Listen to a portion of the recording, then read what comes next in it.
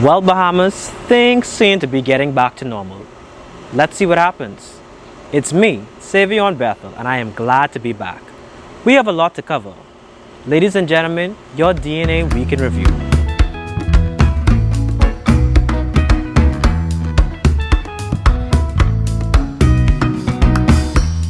On September 2nd, DNA leader Orinthia Komalafi participated in a Citizens Response live panel, where guest host Stefan Evans led a discussion on what can be done to deal with some of the issues facing the Bahamas.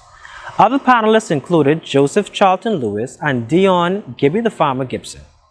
I have come across so many persons in New Providence who came up from Abaco, who came up from Grand Bahama, who are still here.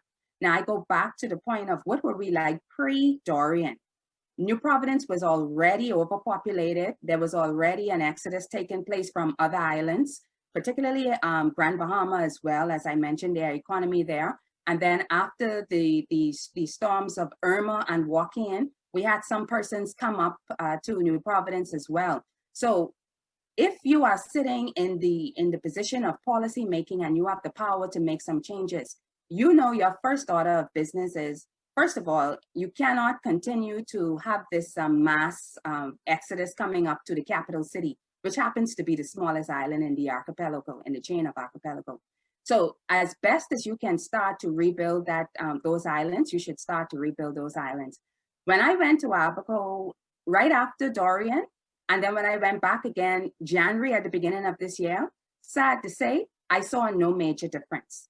It just goes to show you how slow the cleanup efforts was, just the cleanup efforts. But when I talk about a diversified portfolio, we need to find more ways to earn foreign currency.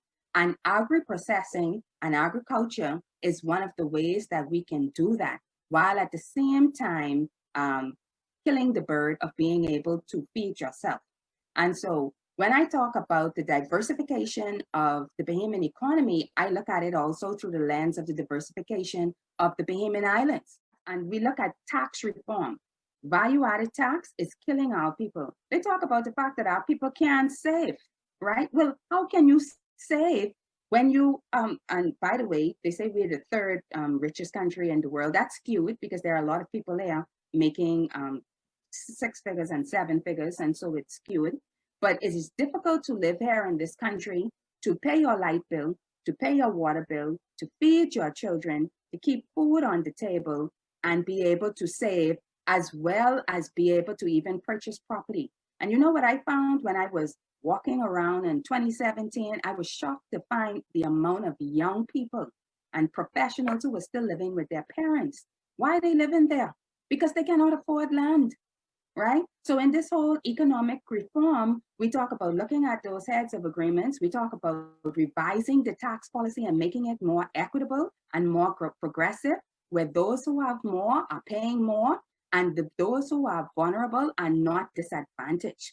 And those same companies that I was managing that are not taxed in the financial services industry should be taxed. And it's not as if the industry did not recommend it. The government just refused to move forward with the recommendations. And all of that factored into us not being blacklisted and not being seen as a tax haven, as I touched on earlier, but as a bona fide international financial center. But that wasn't all. Mrs. Komalafi participated in another online panel organized by Caribbean Women in Leadership, hosted by Deborah Bartlett, joined by fellow guests Melanie Griffin and Dr. Gabrielle Hosine. These influential ladies came together to discuss strategies on how to get more women on the ballot and elected to Parliament. A young girl would aspire to be an educator, a nurse, a doctor, a lawyer, an accountant, a hairstylist, or a chef, among others. It is rare to find young girls saying, I want to be a politician, or I want to be the prime minister. We hear this more among boys or young men. Why is this the case? This is partly because girls are raised to be nurturers, to take care of the home, to take care of the family, and to take care of others. In this regard, women are natural leaders by the roles they assume in the home.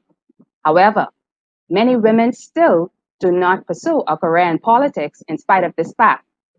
Another point of note is the fact that there are insufficient women involved in politics to influence or encourage the thought by a young girl of pursuing this path in life. Boys and men have more of an advantage in that regard. Nevertheless, I have come to realize that there are other reasons that women do not get involved in frontline politics. Firstly, women head more than 60% of households in the Commonwealth of the Bahamas. Hence, she ponders, if she leaves her home to pursue a demanding career in politics, who will care for her children and dependents? Who will finance the family's expenses if she is the sole provider? Secondly, women tend to take a backseat in politics rather than pursue frontline. They are comfortable supporting others or becoming leaders in the business, public, civic, and religious sectors rather than political organizations. Sometimes this is to avoid being seen as politically aligned due to the fear of backlash and victimization. Thirdly, the cost of running a campaign could be high. Unless a woman has her own funds or has willing donors, it could be very difficult for a woman to mount a decent campaign, particularly against a male counterpart who has less difficulty securing campaign funding. Fourthly, the structure and historical practices of established political organizations is an impediment to more women entering frontline politics.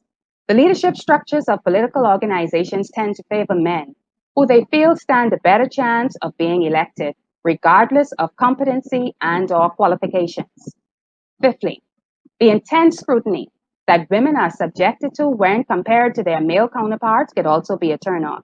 Women are scrutinized based on the way they dress, the way they fix their hair or apply their makeup, the way they speak, who they're married to, whether they're married at all, do they have any children, and if they do have children, why are they pursuing a career in politics? Or why are they going against the divine will and order of God? And finally, there are insufficient mentorship programs and structured training paths for women wanting to enter frontline politics. The DNA wanted to take the opportunity to give back to the community and help relieve the pressure felt by Bahamians during this pandemic. So on September 6th, a back-to-school Sunday brunch was held to great success. 500 meals were distributed via curbside pickup at the DNA's Robertson Road headquarters. Options included fish, shrimp, and chicken, and the food was delicious. Special thanks goes to the wonderful Tiki Bikini Hut for partnering with us and helping to make this event a success. Residents in the Robinson Road area were treated to quite the traditional Sunday dinner earlier today as members of the Democratic National Alliance distributed hot meals to crowds gathered outside the party's headquarters. It's just one of the many community outreach initiatives organized by the party over the past few weeks. This time, with the help of corporate sponsors, organizers prepared hot meals to feed over 500 persons. Party leader Arinthia Komalafi says it's all about doing their part to ease the public's burden as Bahamians try to make it through this difficult time. This is really just an extension of our community outreach program that we continue to do, even with our limited resources. But we understand the challenges that the average Bahamian is facing today, the inability to be able to just put a basic meal on the table. But also, too, we just want to be able to give families a relief, because today what the community will be able to get is a treat of either fish or chicken or shrimp, and it's a move away from what we've been all accustomed to over the last couple of months, which is your tuna and rice and your corned beef and rice, you know, having the same thing over and over again. And being island people and loving our seafood, we thought it would be a nice treat to give these meals out to the community. The Ministry of Tourism has recently presented a recovery update on their reopening plan. The DNA warns that it is important that we get it right this time, and that they have provided suggestions on how to reopen safely and strategically. In particular, the need to increase testing capacity and test travelers upon arrival. According to the Ministry of Tourism, Jamaica, Dominican Republic, Aruba, and Turks and Caicos Islands have adopted a testing upon arrival policy, in addition to testing prior to travel and a health visa requirement. Due to their policy of testing upon arrival, the majority of these nations don't require guests to quarantine, or the quarantine period is shorter than that proposed by the Bahamas. Why is the Bahamas not adopting a testing upon arrival policy? Is this because the government has failed to increase our capacity to test? Will this put us at a competitive disadvantage? This is concerning because the ministry admitted that travelers are more willing to test for COVID-19 upon arrival rather than quarantine. It should also be noted that this proposed method will negatively impact local businesses who will not benefit from spin-offs or multiplier effects from tourist spending. As we make attempt at reopening our borders to international commercial travel, the government must ensure that the safety protocols are effective. We must learn from the mistakes made from the last botched reopening and fix the loopholes that contributed to the current surge in COVID-19 cases. On Wednesday, the DNA Men and Women's Alliance led a protest at the Blue Hills Social Services to assist a family who were facing eviction. Women's Alliance President Marsha Thompson and DNA Chairman Omar Smith put pressure on the staff to ensure assistance was provided to the family. The DNA would like to thank Ms. Sawyer and her staff for resolving the issue, giving their assurance that the family will get help. Mr. Smith goes on to encourage all Bahamians worried about their accommodations to come forward for assistance. If you have a problem, if you know of anyone who is in similar situation, who is facing eviction, and who cannot find help anywhere, get in contact with us. The DNA, we will do our best to help everyone. We help these families today, and we will look to help every single Bahamian family that we can. We don't believe that we should make difference and separate between some who should get help and others who will not. We don't care whether you're a FNM or PLP or DNA or whatever the case may be. You don't have to tell us what your political persuasion is. We just want to know that you're a Bahamian, and all of that, even if you're a human being, because everyone, all of us, are God's children. So we are here to assist. Get in contact with us on Facebook, contact with any of our numbers. Just get in contact with us. We're not hard to find. We are there on every social media platform. We are here to help every single Bahamian citizen that we can. So once again, we want to thank Social Services and Ms. Hannah for making sure that these families got assistance. And we will follow up and follow through to ensure that it does happen.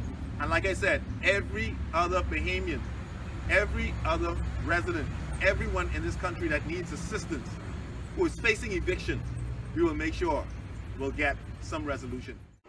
Bahamians, it is time for change. It is time for competent leadership. We deserve leadership that truly has a heart for the people.